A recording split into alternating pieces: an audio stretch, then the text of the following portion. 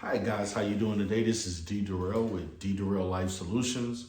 So today I'm going to speak in reference to autism, which is quote unquote technical term autism spectrum disorder, which is pretty much characterized by a host of behavioral issues that relates to issues of communication, issues of feeling socially inadequate, being apathetic, lack of emotional range.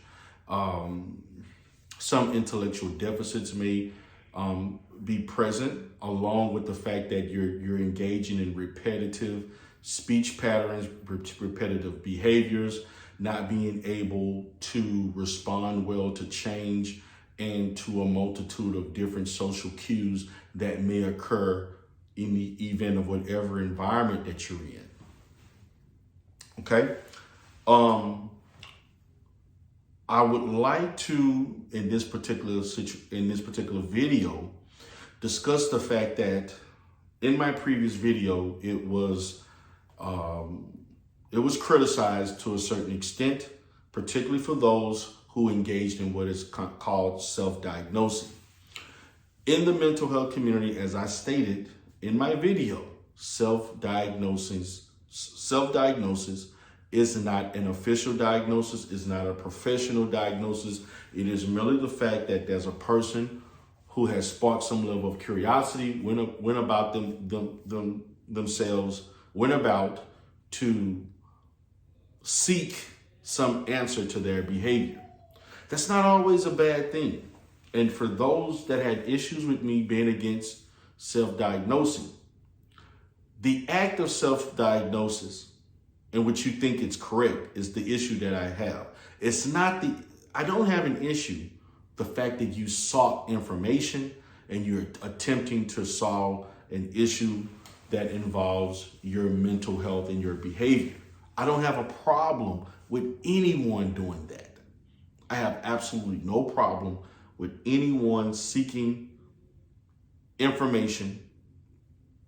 But let's understand, it's a difference between seeking a professional therapist, seeking a psychologist who does testing, and also I can do testing under the supervision of a psychologist and to a certain extent independently. Besides, it's a difference between doing that instead of using the likes of Google and using other social media content influencers, social media influencers who are not trained.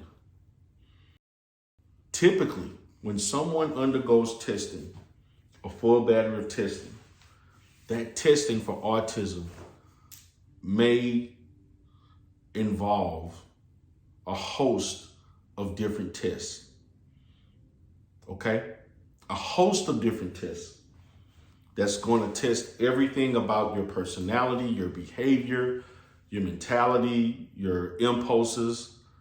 It's also going to focus testing about your things in relation to your intelligence, memory, your adaptability socially. In that, when you're seeking psychological testing, I want you all to understand the data can present information that can also diagnose you with multiple diagnoses. And so I attempted to at least explain that to someone who previously talked about it, that I know within these spaces, who had a diagnosis. Within her initial diagnosis, if she had an autistic spectrum disorder diagnosis or was actually showing those behaviors, it probably would have been identified in her first diagnosis from her clinician. Any competent psychologist probably would have caught the fact that if you have a personality disorder or any other illness, they also, in testing you and evaluating you, even a clinical interview, which is highly important, there would have been data that you would have given or others that would have pointed out to the direction of a potential Axis 1. If we don't necessarily use that anymore, but for those technically using particularly those type of illnesses, Axis 1 illnesses, besides a personality disorder, which is Axis 2. So when someone tells me that they are currently being tested, typically in the process of being tested for autism and other illnesses, or just being tested, period, the test itself is going to last about 3 to 5 hours at the most, depending on the level that you take the test. Secondly, it may take a couple of days based on the psychologist's schedule to interpret the data. And in his interpretation of the data, his or her interpretation of the data, they're going to propose the diagnosis of whether or not you have autism or not. That may take another 2 days. But on top of that, they're going to summarize and write up a clinical report or a evaluation report or a psych eval report that's going to highlight every instrument that was used. They're going to highlight the data that you verbalized in the clinical interview and the results of all tests that you completed. And it's going to be summarized, and it's going to talk about a host of things, psychosocial issues and abroad. And it's going to give a conclusion summarizing your mental status and why you are diagnosed with certain illnesses. So it's no way a competent psychologist or mental health professional, it's hard for me to believe that a competent mental health professional evaluated someone and diagnosed them with just one illness and overlooked the fact that they had another illness and other things. Because I treat people, and it's very common to see people with multiple mental health diagnoses. I have had clients who've had major depression, generalized anxiety disorder, along with borderline personality disorder. I've had clients who've had bipolar disorder, along with PTSD, and they have OCD. They have OCD or they may have some other illnesses. I've seen people with 3 to 4 or more illnesses. But then there's something called primary illnesses. The primary illness is, to me, the illness that's the most glaring, visible, that actually causes the most harm for a person or to function. So again, someone says, I have a cluster B disorder, a cluster A, I'm schizoid or schizotypal and paranoid personality disorder. It may run comorbid with some other illnesses,